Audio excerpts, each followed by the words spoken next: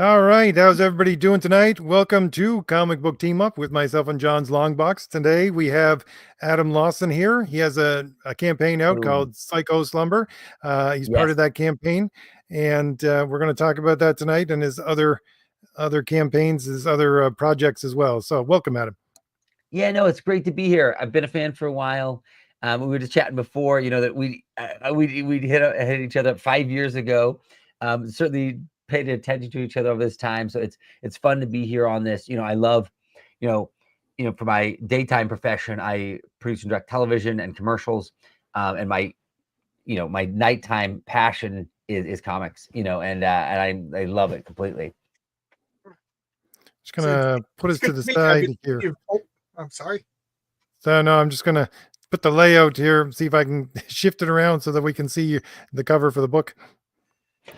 Oh yeah. So Psycho Slumber is the book. If you're asking about it, so it's so I crowdfunded a book called The Kill Journal, which was a horror series. I'm a big fan of horror comics. I love them, and this was sort of my penultimate horror expression about this group of survivors. Those who have survived slasher attacks, banding together under this banner of this mad preacher going down to hunt these slashers, or in our world we call them revenants. And Phil Diaz and I are buddies who does the Lost Pages, and so we thought, let's smash these two worlds together, build a one shot that lives on its own and is a bit of a horror story meets vigilante story. And what was cool is the Lost Pages, anybody familiar with it? It's about this character, the hobo, that has this book of stories. And then in the Kill Journal, St. George is this mad preacher, and he writes all their kills down in what he calls the Kill Journal, which is like this old Bible. And so they both have sort of like this book-like framing to their stories. So I felt like, man, what a great world to mash up. And can we find some characters from Phil's world that are perfect for fighting slashers, and what makes them fit together? So that was kind of the inception of Psycho Slumber. That's some beautiful art Yeah. that we're going through on this campaign. I got to tell you. Yeah, so Phil this Diaz. cover is Rob Willis. Oh, sorry, John, what were you saying? I said Phil Diaz is super talented. Yeah, he's been on my channel. I'd love talking to him. He's a super talented guy. Yeah, he's fantastic. I love Phil. He has a ton of heart. I was just shooting a commercial in Chicago a couple months back, and he and I got to meet up in person. And I mean, he's a truly like passionate, committed indie comic maker, right? He's all in. He works at an arcade. This is like the quintessential like life. Like working at an arcade by day, comic book maker by night, right? And I think that Phil and I co-wrote this story, bring these two worlds together, and Phil took the lead on much of the penning of it and the lettering, because he and I are both the same way. We both are writers, and we letter our books as well, which I think is a great way as a writer to get your physical hand in making something. You've touched it, and also too, it helps you truly think through your words and the economy of them, when you start to lay them out versus just to see them in a Word document.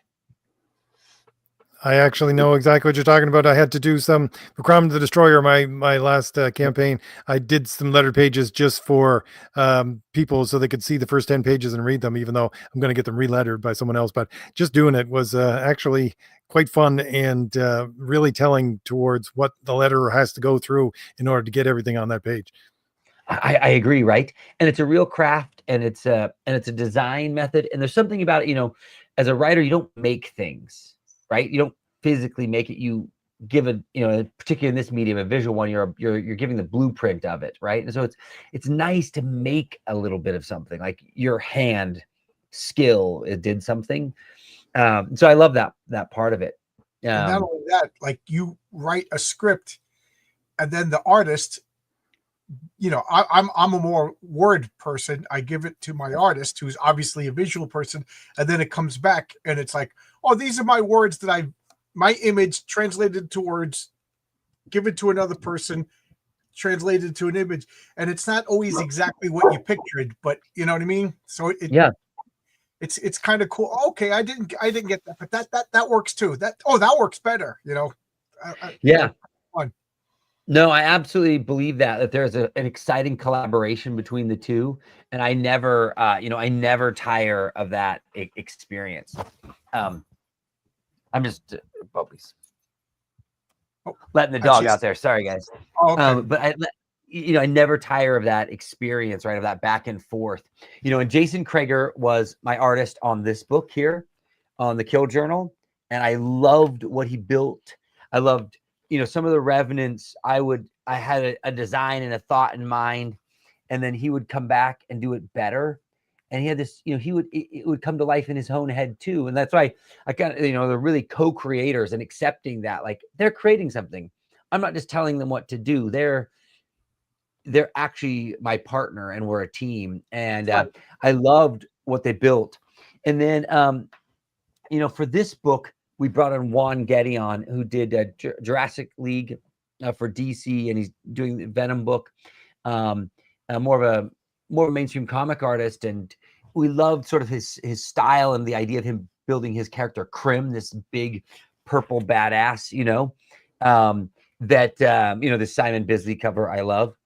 But but we launched the book. We launched it on Indiegogo, and we have it on Kickstarter now with this new Doug Mankey cover, because you can see this one. This is the original Rob Willis cover there, sort of his signature, hyper rendered lines that make it feel just kind of anything look cool, right? It's just a guy standing there, and you're like, it's rad. And then if you scroll up, you can see the Doug Mankey cover. Doug, I've been a fan of for a long time. His work on Swamp Thing, Lanterns Corp, so much great stuff. Like, I love the energy of this, right? It's like, so this scene, so Simon is the revenant that they're hunting down in this world, in this story in Psycho Slumber, and he slips into people's dreams and slaughters them. And so there's this don't fall asleep element to it. But how can they actually hunt this revenant? He doesn't live in the physical world. And so Crimstone kind of lives in Jazz's imaginary world. And so he has sort of this ability to slip into the other world. So it's a hunt of this slasher, in this dream world as well as in the real world, because there's a counterpart to the slasher, and the team sort of split up fighting in both worlds. And I love this realization of this here with Krim to try to tackle our revenant Simon, who's coming in to kill Marty here in the bathtub, right? And this character, a lot of it, I give Phil a lot of credit on this one here. Simon, this idea of, he loved this idea of Simon Says, right? In these nightmares, he gives these people these horrific challenges, and when they fail, they die. And of all the revenants, like Jason, Freddy, and stuff like that, who do you think would be the most vulnerable to? I'll tell you, Freddy would kill me, because I love my sleep. Yeah. I can't stay awake. So the Nightmare on Elm Street movies, I was just like, nah, that guy's gonna get me. I ain't going camping, so Jason ain't getting me. I think, when I think about the slasher that sort of most appeal to me, like, there's one I think that haunted me the most as a kid was Candyman. Remember the guy who my wife, I can't even take Candyman. She freaks out. That movie scared her so much. It has the hook in the hand, and the words in the mirror, and there was something about that really haunted me as a kid, right? And like the bees that are under the coat. I was gonna say, did he have like a mouthful of bees at one point? Yeah, like under his coat, he was missing like a first layer of skins. You could see his raw flesh, and the bees were there. Yeah. And that one really stood with me. I think, like, when I classically think of it, my first instinct is always Jason, though I think maybe Michael Myers was the original. Yeah, Michael Myers. I mean, I want to live in the suburbs. That's where he hunts. But like I said, Jason, you go camping. I'm gonna go hang out. Oh, I now I deal with Michael Myers. Yeah, and what I love about slashers as characters, that we try to emphasize in this story, is what makes the slasher so unique is that they're often the product of abuse, right? They were somebody who has maybe had a problem, like Jason Voorhees, right? And his mother was first started out as the killer, and then got him into this process and demented him, and he was abused and ridiculed at Camp Crystal Lake. And so he's really like the product of abuse. And so almost like that trauma like I'm trying to work a slasher into my comic story, and the way I look at it is this trauma causes some sort of negative magic that is Right. part, like Swamp Thing has to burn in the swamp. A revenant, or whatever you want to call a slasher, has to have like abuse and tragedy. You're absolutely right, Ed. Right. So there's some empathy for them, right? So it makes it that there's a sadness sometimes about it, because it's like, this was really just an abused kid whose coping mechanism was to become this monstrous thing. And I think that's what's kind of at the core of the Kill Journal, is that it's really a story about trauma survivors, right? Those who've survived slasher attacks and how do they cope with their trauma, and then the slashers themselves, who are usually abused kids, coping with their trauma. And I like what that creates. It creates this horror movie that has all these underpinnings of emotional layers. And I think what got really, and which I think this story, Psycho Slumber is jam-packed full of, without sort of revealing the twists and turns of it.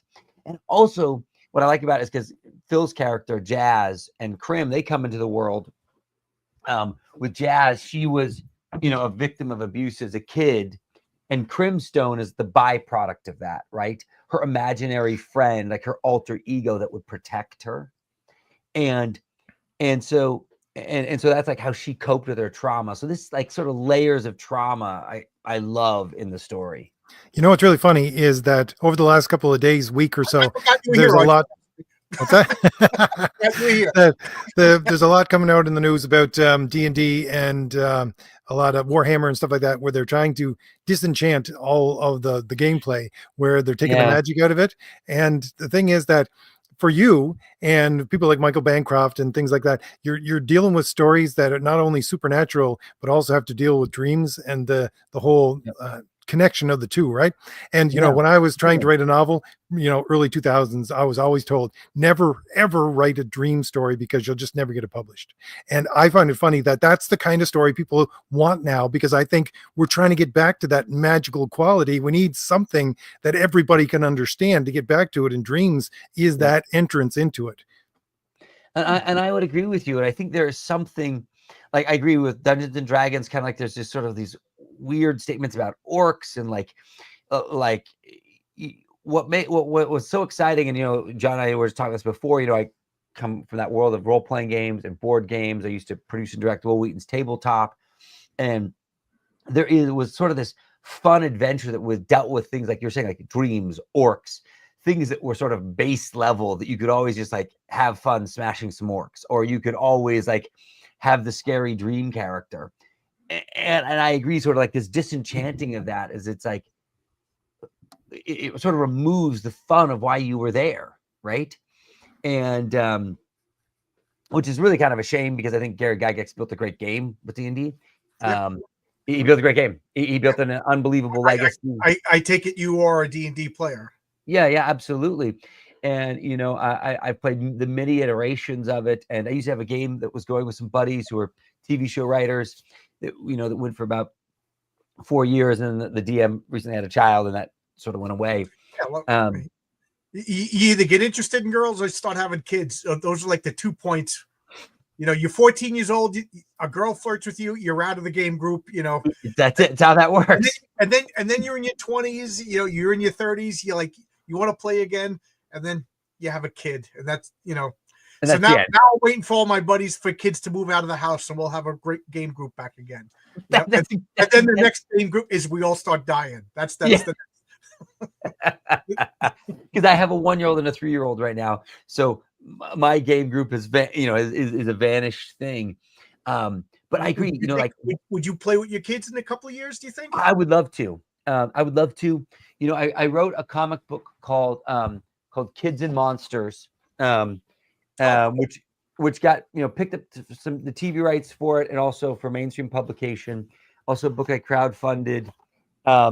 It deals with these kids who find these backpacks that have monsters in them, kind of like genies in lamps.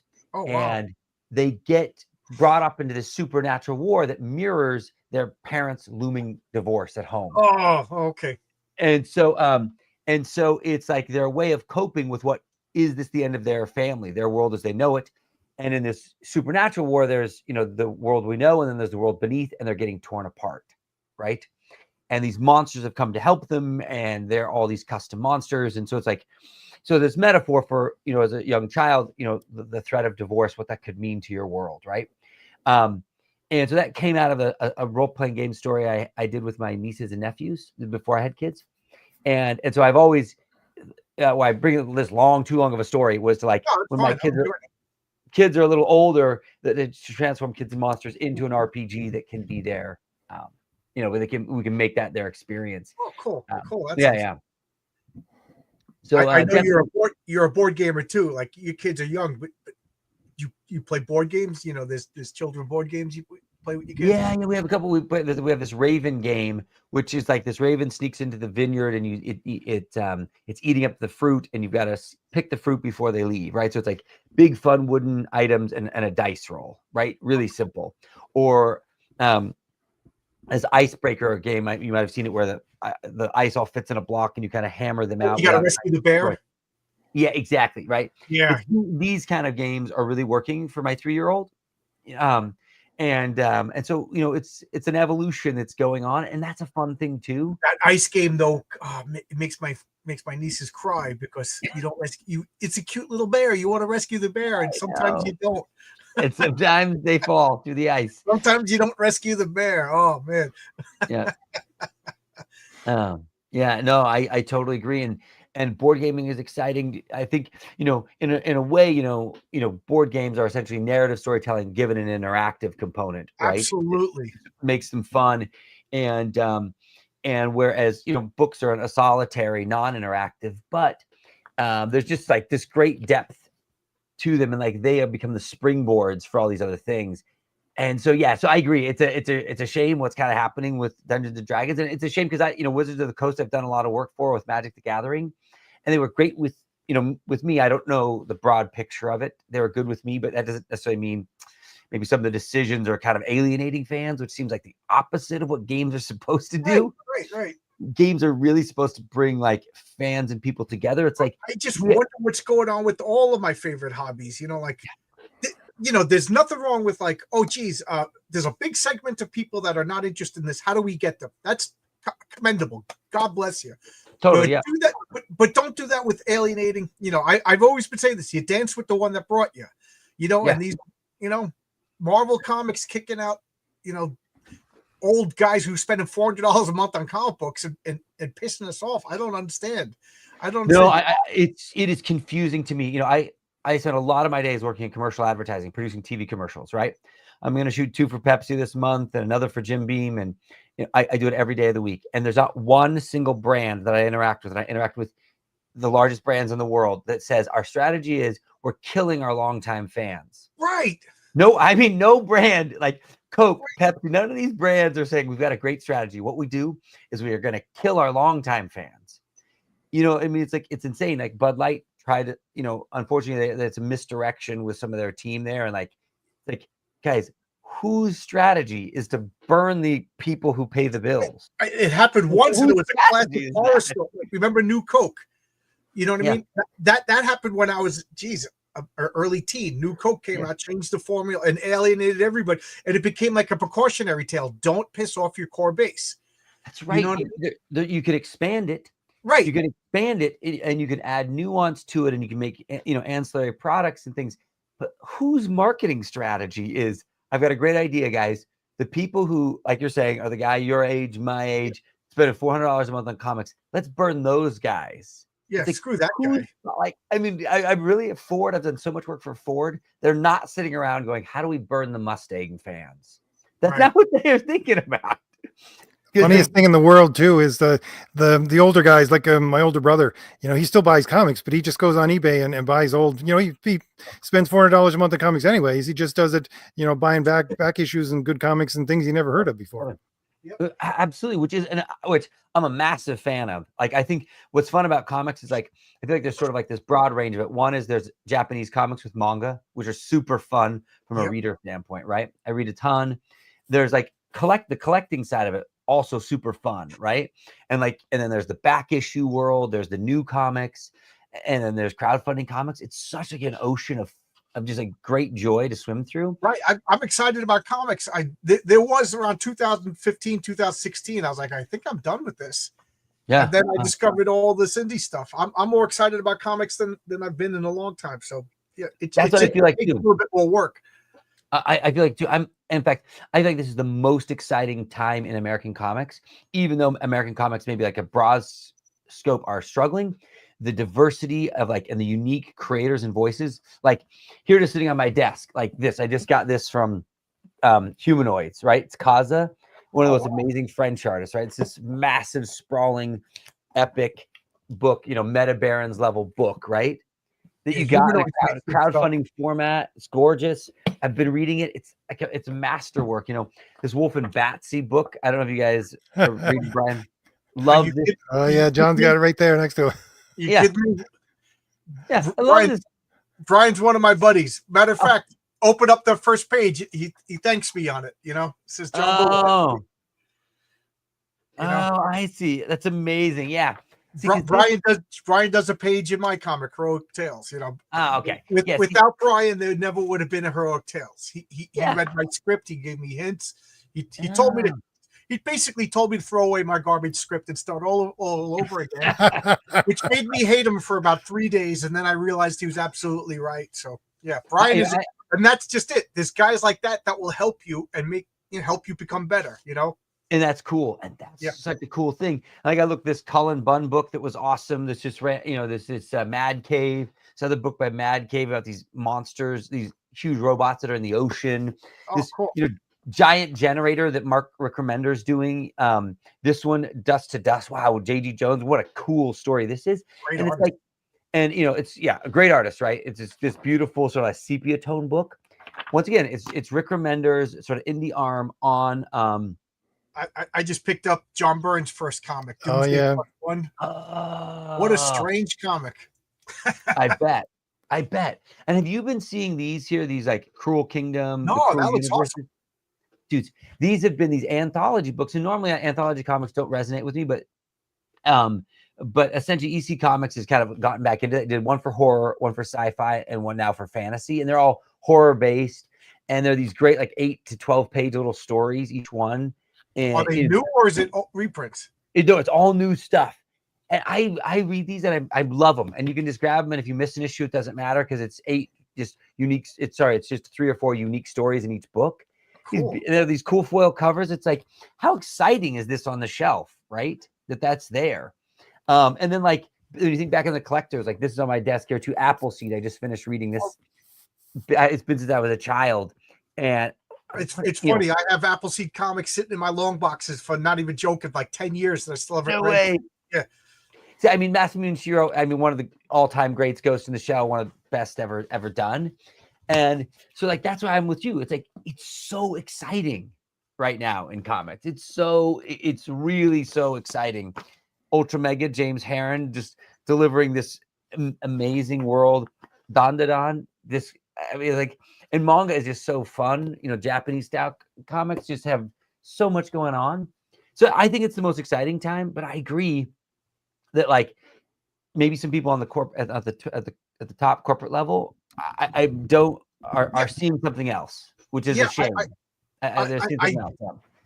Like I keep saying to my audience and my friends, like I guess I'm not smart as I think I am because I just don't understand these changes. It must make sense because like multi-billion-dollar companies are doing these things, but I don't see it. And all I see is comic book, Marvel and DC. Like, will they even be here in 4 months after this diamond implosion? Who knows? What do I know? I'm just a nerd who sits in my basement, plays board games, and reads comics. What do I know? Well, it's interesting because I, work on the film and TV side and have worked for both Warner Brothers and Disney in my time. And particularly quite a bit for Warner Brothers, and it's it's a strange beast because it's a big multi-billion-dollar multinational company, and this sort of print division is this tiny division of a massive broad empire, and so it can easily just get abandoned. It can be low priority. And, Warner Brothers now, the CEO of Discovery Channel now runs Warner Brothers, which owns DC. So it's like, that's a guy who doesn't even make narrative stories now runs the operation. Right. And so just the people put in charge and the way it's running is not what you would. It's not like a fan showed up and said, I'm all in. And it has all the complexity of a massive corporation trying to make an intimate story with not much money in it. So it's like funny. I always joked around that if I was like, if, somebody waved the magic wand and I'm running Marvel or DC Comics, and then, like, okay, we got this guy Adam Lawson. He wants to work for us. Okay, Adam. One question: show me a picture of your comic book collection. Yeah. And it's like, and I don't want to see some Kindle digital thing. I want to see long boxes of comics. Yeah. I don't have that. Then you can't work for us. RJ, you want to work for us? Show me pictures of you. And then you show a picture of RJ, 14 years old, with a Fantastic Four poster in his room, drawing on loose leaf Spider-Man. You're hired. That's who should be making comics. The funny thing is that it all sounds like the Jim Shooter story where he talks about Secret Wars and him having to go to the people that ran the company and try to explain this to them. They had no clue. They didn't even know the difference between Marvel and DC characters, and he had to sell it to them in a way that was non-narrative based. But those are the people now that are running everything, that are narrative based stories. They don't understand. They might understand the corporate side of it. They might understand how to bring things together from their giant corporation, but they don't understand narrative storytelling. Yeah. And I think in some ways, what happens also too is when you feel like you've solved the money problem, you're working at a big multi-billion-dollar operation, you can say, hey, you know what? I've got this other idea that doesn't need to connect with my fans and connect with the long-term fans on a level where we're sort of equal partners in this. I can go fully rogue because I'm supported by financing from other arenas, right? And so it creates a really odd relationship that unfortunately I don't think works well. But that being said, like, despite all of that, I'm still excited to be in it. And I think with just a little maneuvering, there's so much to capture. I think we're going to be course correcting soon. I don't want to get into politics or anything like that, but I do think a lot of artificial propping up of alienating fan based decisions, I think is going to be ending. And I think you're right. There's definitely been some artificial propping up that has been happening, and it will be interesting to see how it falls out. I'm really excited because I agree, just like the authentic storytelling. It always, it happens to me because I work in film and TV all the time. Like I see, for example, Ghost in the Shell, one of my favorite graphic novels of all time. I watched the live action movie, and some people were mad because Scarlett Johansson should have been really a Japanese woman or whatnot. But the Japanese weren't that bothered by that part of it because it was made in America. Just like when they remake something in Japan, they don't make it with Americans, they make it with Japanese people. So they weren't that upset. I think the struggle that I have with that is that it's like, it just is so non-reflective of what Masamune created. Like all those really interesting, like the nurses were those sex doll characters because the people started like the perversion that had come in with the cyborgs that were around them, right? And they just eliminated all of that. And because maybe it was too objectifying, and it's like, but then that's just not. That's just has the range of a wooden plank, so yeah. Well, there's that, but like there's that can be debated. Like, was she the perfect cast for that role? I don't think she's so. But pretty, but she has no range. Yeah, but probably I'd say the main character of Ghost in the Shell doesn't really have range either. The whole point is she's disconnected from her emotions. When you read the manga, though, she's funny and witty and like really crass and in your face. Like the woman in the manga is like making jokes, busting people's balls, like aggressive, is very different than the film. And so when you look at that, you're like, why did you do that? And why wouldn't you just make your own film? Instead, why wouldn't you just try to capture what people love? But there is just this inescapable part of people that says, oh, I want to put my stamp on it. I need to. Right. I call that lifting my leg. These people want to lift their leg on it. They just can't. Now, I will say, like with One Piece, Netflix course corrected. Because I would say that One Piece was a really excellent adaptation. I mean, there's limitations in an adaptation, always going to be, right? Like it's not going to ever be perfect because you have to make some changes because you're going from 2D to 3D and et cetera. Yes, I understand there's changes you got to make when you go from different mediums. Yes, that's Yeah.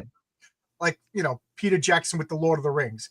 He made some artistic changes. Some of them I disagreed with, but overall, I'd give him an A+. But Peter Jackson didn't lift his leg and put the Peter Jackson treatment on Tolkien. You know what I mean? Right, that's right. There's a difference between That's right.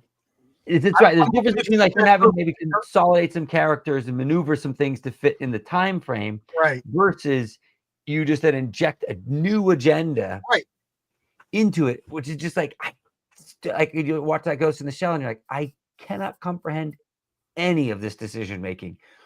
What on earth did you make? And Bato, one of my favorite characters from that, is this big hulking brute, and they cast a guy who's a good actor, but just isn't a big hulking brute, so he just had none of the essence of that character. And you're just like, I watch Marvel's Eternals, and I'm a Jack Kirby fanatic, and I'm just like, you are okay, yep. Yeah, and then it's like, okay, so Jack Kirby created this, these angelic beings that are testing, and gods and evil and everything like that. And then I watched the movie, and first off, it's boring, which you should never say to anything related to Jack Kirby. And then second off, they're all slaves to the Eternal. I'm like, if you don't like the source material, why are you adapting it? If you're embarrassed by it, why are you adapting it? That's what I say. If you are embarrassed by it, and if you're embarrassed by it, if you're embarrassed what a character is wearing in the manga, don't make the film. Right. If that doesn't work for you, if Cowboy Bebop doesn't work, how she's dressed in the book, then you don't need to make this series. You just don't have the creative integrity to I just find that to be arrogance. I know better than Jack Kirby. I know the Eternals better than Jack Kirby. I run a multi-million-dollar studio, but nothing you made lasted 40, 50, 60 years. Correct. I know there is, I agree. It's that desire, and it drives you bonkers. Now here, and I agree, nothing's perfect in an adaptation, but I just did a video, on All You Need Is Kill, which started out as a novel, became a manga, became then that Tom Cruise movie, Live, Die, Repeat, or Edge of Tomorrow. Yeah. And I thought, what a fabulous, brilliant adaptation to all those mediums that really captured the essence of the original writer's book. And granted, there were changes to fit each medium. Again, yeah. But boy, they preserved the heart of it, the essence of the relationships, the parts of it that made it so unique and exciting. They really held on to. I look at the Iron Man movie, Robert Downey Jr. playing Iron Man. They changed a lot. Like he obviously it wasn't Vietnam, and things like that. But they kept the essence of the character, and it really, really worked. They changed a bit from Thor, like he doesn't transform into Donald Blake. You know what I mean? He didn't go on a vacation. He wasn't the Doctor. But the Thor movie, they did a pretty good job. And then somewhere along the line, they just decided we know better. We know better. It happened. No, and that's like, it's the difference between the Peter Jackson. I'm a big Tolkien freak, so the Peter Jackson movies of the Lord of the Rings and the Rings of Power. Galadriel and Sauron never had the hots for each other. I don't know where you're making this up. Yeah. It just, who do you think you are better than Tolkien? Whatever. I know. No, I know what happens. But George Morales there, I have to call you out. Yes. Kusanagi, the sergeant, the character that Johansson played. Yeah, I know. Like this, he described like she hacked the guy's brain and then made him get a hard on just to mess with him. She was like, she was such like an in your face funny character. Like, they just aren't. They're so different. And then George, I agree with you. Tagusa was, I think, he is a loved character because he resonates the most with us because he's still human. But yeah. But that's why we get to make indie books. That's why we get to make, the Kill Journal. We get to make Psycho Slumber. And what's cool about this is because it's, it's Phil and I adapting our two worlds together. And speaking of that, adaptation and holding creative true was cool because when Phil and I, like, I would write my characters and he would write his characters' voices. And if I have a comment or things, I'd always be checking with Phil to make sure, is that how Jazz or Krim would talk? How would they feel? Because we're trying to preserve something together. And I loved that collaboration. And I think, when I think about like my favorite graphic novel of all time is Berserk, right? Okay. is that Kentaro wrote all 7,000 pages of that and drew all 7,000 pages, or maybe it's even more than that, but because it's 14 times 700. Yeah, it's everybody like tells me I got to read that. I don't know much about manga. I got to admit, I'm an American comic guy. Yeah, no. Well, here's the thing. Berserk is, I think I sort of lump manga and American comics together when it comes to like adjudicating it, because one's just a Japanese source. Right, they're both comics. I don't have any problems with either one. Yeah, it's just comic. Yeah, and Berserk, it's this sprawling, 10,000, probably 8 to 10,000 page story written and drawn by the same human. That is awesome. And it's just, I've just never read anything like it. The way it moves you emotionally, the characters, essentially the character of Guts, the hero character, his big sword is what becomes the Buster Sword in Final Fantasy VII. When you read it, you realize, oh, everybody stole all this stuff from him. But there's this authenticity because it's just this one creative vision, and he just stayed on that long. He wrote it until he died. Did they ever make a movie of Berserk or anything? They did. They did an anime of Berserk. They did an anime, and plus they did the anime twice actually. But is it good? And does it stay true to? It depends on what you're looking for. The older one is very slow, but it's the slow burn does work for the actual manga. Because the point I'm trying to make is, can you imagine if a studio comes in and changes it? Like, oh, I know the story better than this guy who wrote all 7,000 pages. You know what I mean? The arrogance of a studio. That's right. Totally. And there was an authenticity to that like when you pick up that book, and I think when you pick up this Kaza's book, Arcadia and the Lost Titans, or Jodorowsky's Inkle or Meta Barons, like you're like, oh man, I love those. They're just the best, right? And you're in this story that is so authentic to these creators. You're like touching their heart, and that's really special. And that's why I love comics. That's what I think is in them for me. And so let me ask you a bizarre question then. We were talking about board games before we went live, and you're saying you like stories. And I noticed behind you there's a board game called I like board games that tell a story. Yep. Like I'm trying to think like Blood Rage. I don't know if you ever played Blood Rage. I played Blood Rage. I have Blood Rage. Like me and my friends, or Godfather. These are all CMON games. They're big with themed American themed games. When I'm done, like a week later, like, oh, Adam and RJ were over, and I remember I threw that car bomb and I blew up all of Adam's gang, and then RJ moved in over here, but I took him out. Like I don't talk about I rolled the dice and I rolled a 7. It's a story, and I think board games are an underlooked storytelling mechanism. Yeah. I couldn't agree more. I know you mentioned Cool Mini, and I think that Cool Mini, when I was doing Tabletop, I met the owner, super great guy. But I love Tabletop, by the way. It came out at the exact right time. I was getting back into board games, and I have such a soft spot for that show. So yes, so thank you for making that show. I really, really liked it. No, I was in my heart too. And Will and I have talked many times since then about how do we get this again? And we tried it with the CW for a time, and I told the show to the CW that was going to have some elements of it. And anyways, just they got bought, recently, and it all fell apart. But I agree with you. And I think Cool Mini really, what's special about what they do as a board game company, but doesn't know them. It's called Cool Mini or Not, CMON. And they take these big epic stories and translate them into these beautiful miniatures and figurines. So it really takes it into this tangible thing you can hold. And because they're so narrative with such amazing minis, you're just like, I got to get that game. I just want to be in that. For a while, I had to get everything CMON made. And then I realized I ran out of room and it's just too expensive. But they're great games. They're great. They're great. I got True to Vong by them, which was this amazing. It took years to get. It is amazing. Stacks. You probably got like 16 boxes for one game. Yeah. It's the most incredible thing. I ended up giving it away to somebody at church because I'm like, my kids are a decade out on this. I'm going to take a picture. I'll put it on Twitter, and I'll add it at you because I got everything by Marvel United. Yeah. Oh, you got to send me that. There's a wall behind me. My wife looks. She came in. She looked at that, and she looked at me. And she goes, "You're out of your effing mind." And that was all she said. I mean, I know their games are so sprawling, but it's because of that narrative joy. And I agree with you that like this interactive narrative experience that happened with great board games is something really amazing. Have you played Final Girl? No, I haven't played Final Girl. Have you played Mixtape? It's similar to it. Mixtape Massacre. No, But I never heard of that. it's a good one. I think I do have my But copy around. I figured you would like Final Girl because it's a solo only game. I've been doing live plays on my channel for the past week. It's a solo only game, and you're playing through horror movies, and you're the surviving girl. I know. And It's very cool. People like a solo only game, yes. And like one guy was like, "Well, can I play the bad guy?" I'm like, "No, because it's a program. Like you follow the rules. The monster does a predictable."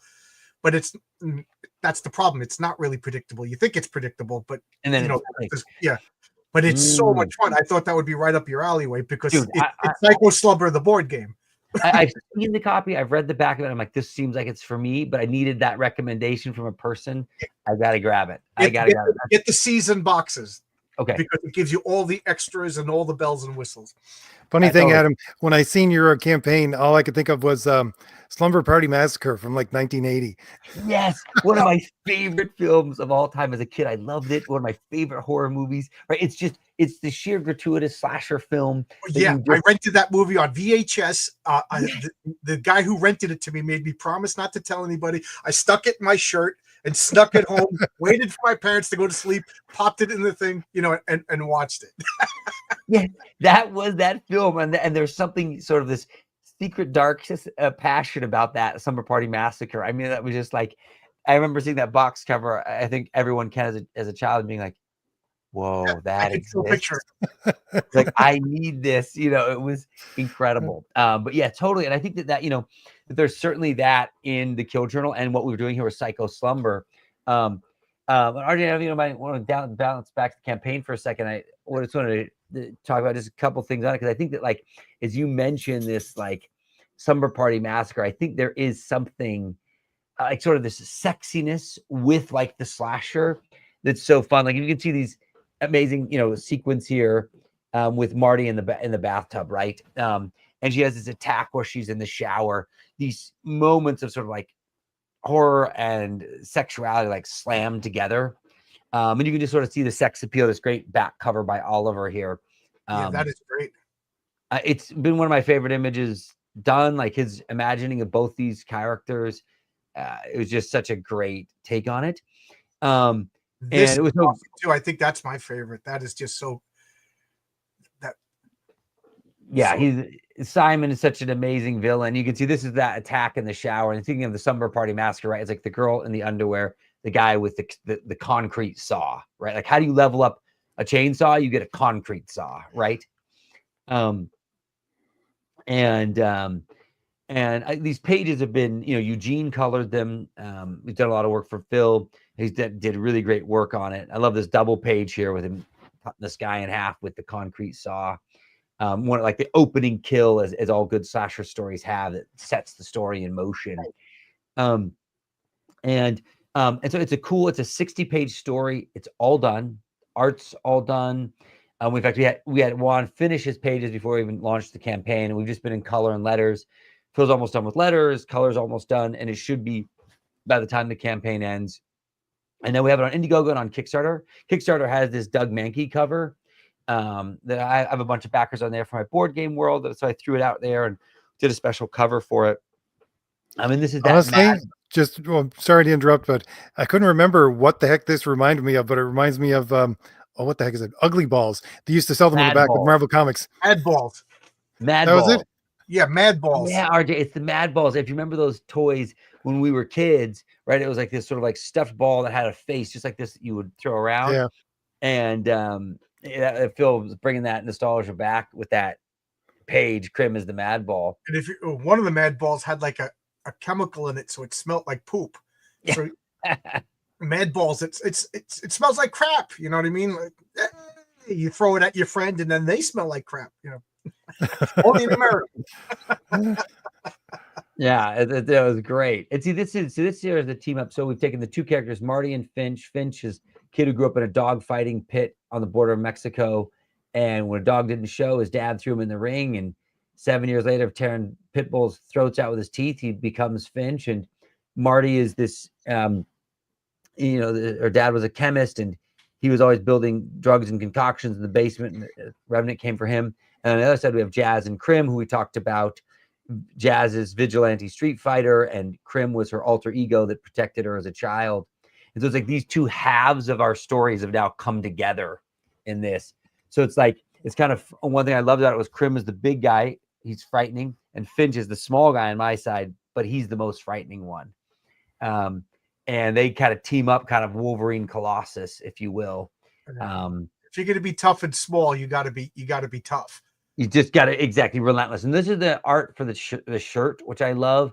Jason Krager did it here. This is Simon, you know, cutting through, because that's the KL there for, you know, Kill Journal Lost Pages, you know, Psycho Slumber. I love what Jason did with that. You know, the great thing about what we're doing here, all of us in creating indie comics, is what you're talking about, the fact that it's like, I don't know, it's something that hasn't occurred for 50 years minimum, because we have the democratization of everything with the internet, so that we can get amazing people and connect with them. And it's almost random, like sailing the high seas and running into somebody, and it's like, do you want to do a book together? Do you want to work on my book with me? Right. And you never know what's going to go, and you never know what you're going to produce. And it is truly a collaboration with you and your artist and your letters and everything else. You're producing something unique that's no one has seen before, and it's probably never going to be seen again. That's right. It's a custom, one of a kind ride. I love that. And so you can see here, this is the Kill Journal. This is the trade paperback for the campaign I did a couple years back. And this is also available on the campaign. It's only $15. These are even all printed and done. So these will just ship right out in April when the campaign ships. Also Lost Pages. He has his book as well that's available, just $15. Yeah, I backed, just so you know, I backed. Oh, you did? Yeah, I backed a while ago. Yeah. Oh, well, you are a good man. You are a good man. I backed too many things, but I'm enjoying them. I'm with you. I'm with you. If you look at my Indiegogo and Kickstarter, between the two of them, we're coming up on 400, you know, so I'm with you. This is a little offshoot comic we did, sort of an early story here in the Kill Journal world. I loved this foil cover with the two faces. This was an early as part of the other editions that have come out, but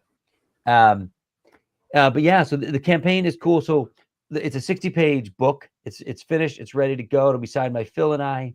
And there is the Doug Mankey cover. It also has you get a signed Doug Mankey version of that. It's awesome.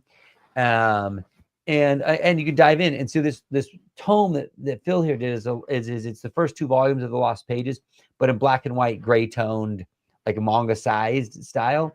It's cool. It's a great like catch up.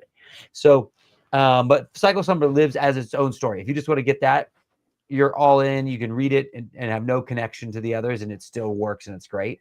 But if you want to dive in deep, you can get others. You can get the T-shirt, and I love that about like campaigns. Like I have Bancroft's books, I have his T-shirt. I like to wear it, you know, because it's like I'm repping something. But did you buy the puzzle? You know, I did not buy the puzzle because I have a 1 and a 3. I don't know who did. Yeah. But some people bought the puzzle. I backed it. I support that. Yeah. But yeah. Links are in the description for anybody who wants to take a look at either the Kickstarter or the Indiegogo. They're both in the description. No. Well, thanks for that, RJ.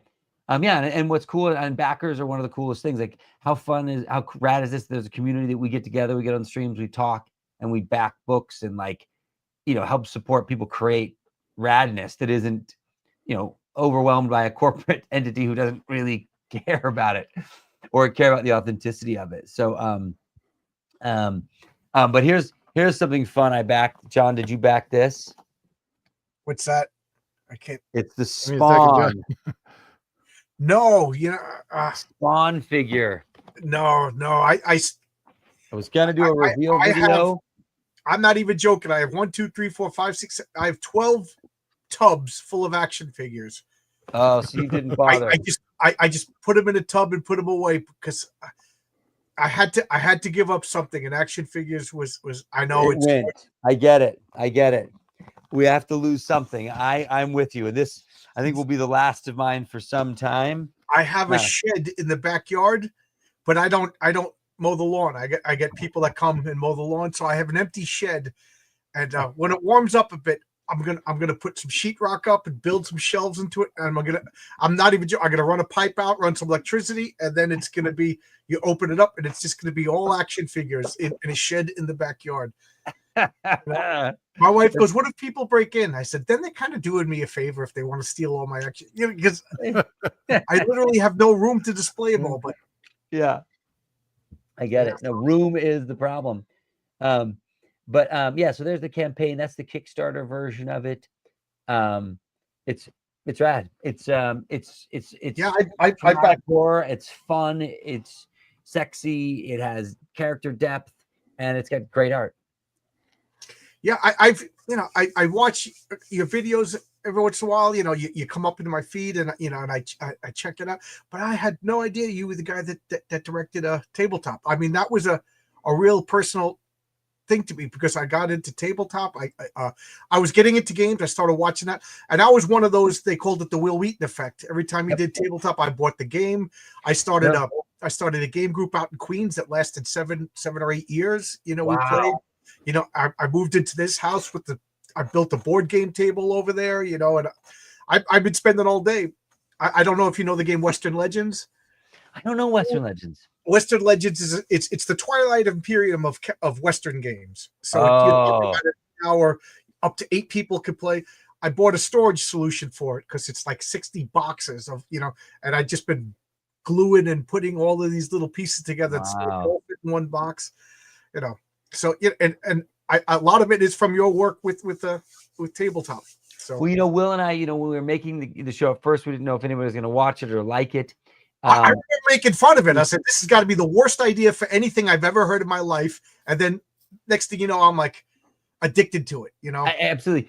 And the amount of letters that we would get from people, divorced families that had come together, estranged parents and children that had brought together. Like Will would, every time we'd come to set, he'd read a new letter that he would get sent. They were really touching. And I think that was the power of board gaming, is it brought people together and lives together. And that show, I'm so glad you're such a fan. I've talked to many who it changed it. And there definitely was this Will Wheaton effect. After season 1, Amazon called and said, please don't do season 2 or anything else until you tell us all the games in advance, because we have to prepare the publishers, because we sold out of every single game season 1. Except we did Settlers of Catan. That didn't, but everybody else, wasn't ready. I went and I bought the collector's edition of Settlers of Catan. It comes in a wooden case. It has all ceramic. It's incredible. It's gorgeous. It's a gorgeous. Yeah, I still love Settlers of Catan. It's a good game, Yeah.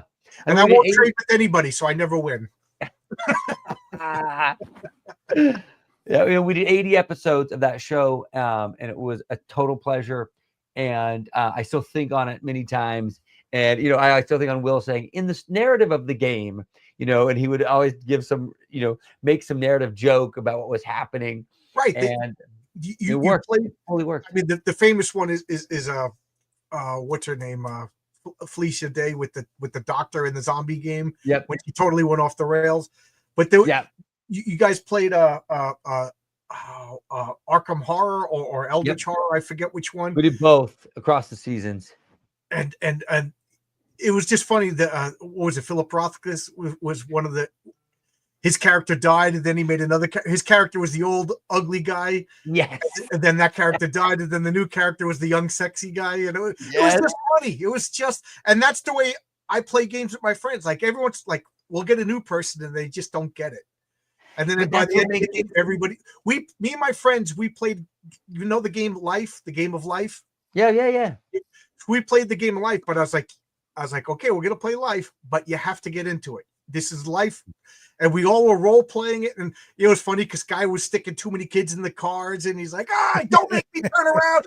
We were having a blast. One of the guys was an embezzler. We were just making up stories for the stupid game of life. It was a blast. No, and that's what makes it a true joy, right? It's a true joy. Right. And like what that does, and the game nights and adventures that come from that, like they live with me. Like when I run into my D&D group people, it's like my guy, he's writing Picard, one of the guys in the group with me. When I run to Chris, it's like, do we talk about Picard? No, we're talking about that session we played where his character did this. Right. You know what I mean?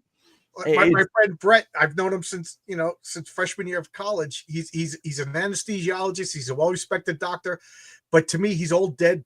He's old dead Rock Frog from everything that happened to him in D&D. He turned old. He died. He turned into petrified. He turned into a rock. He turned into a frog. So he's old dead Rock Frog.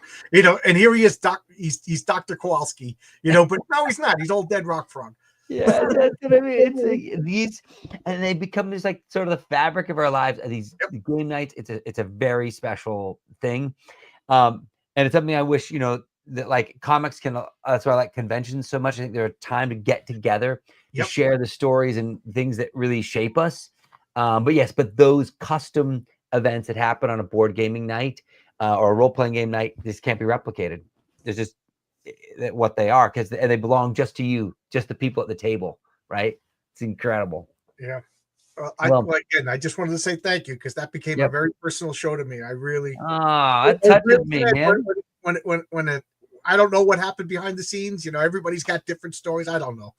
I'm just amazed that things last as long as they do. So I cherish the show. We had a great run. Will was a wonderful partner with me, and he and I did a lot of TV together, and it was a great run. But no, just Legendary Digital, they just sort of had some, as far as like the behind the scenes, had to do with Legendary Digital on the corporate side, not with Will. Oh, I'm sure. It had nothing to do with that. And Will and I would have done it forever. So I got that feeling. All of you guys probably would have done it forever. Yeah, would have done it forever. So. Well, John, guys, and RJ on this channel is I take over and I don't let RJ talk on his own show. No, that's fine.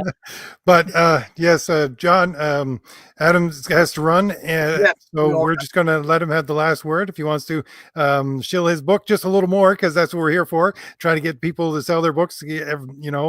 High tide rises all boats, so we want everybody to do well. Well, Psycho Slumber, it's awesome. It's horror. It's sexy. It's fun. It's well written. It's beautifully drawn. We try to price it as low as we could get it, so we get it out the door to you. I hope you back it. You can get it on Kickstarter, Indiegogo. You got Doug Mankey or Rob Willis to cover it. It's awesome. You can always follow me at Gifted Rebels Co. Sort of on everything. I'm mostly on X, but also I dropped to Twitter and Instagram as well. To TikTok and Instagram as well.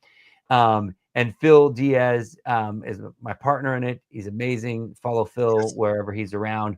But thanks for having me on, guys. I love talking comics. I can do this forever. And John, I think we may have to get on together sometime on your channel and talk board games and get more serious. I sent you an invite while we were talking. I could talk board games. Because I think you and I there's a few people I can go this deep in, but I'm like, this is a guy who I can go I can go all the way. I'm just amused that every time you dip down, it says hate. Yeah, I know. I love that you caught that and that you would know that title. Well, guys, thanks, RJ. Thanks for having me on, buddy. The tide rises all ships. I love that expression. It's good to be in the comic scene, and everybody on the chat, thanks for talking and hanging out with us. All right. Well, we'll leave it at that. I just want to let everybody know, though, that the links both for my book, John's book, and for Adam's 2 campaigns, that is to say, the Indiegogo and the Kickstarter, are all in the description for anybody to look them up and to take a look and see if any of those books are for you. So with that, I'll say goodnight. Good night, guys.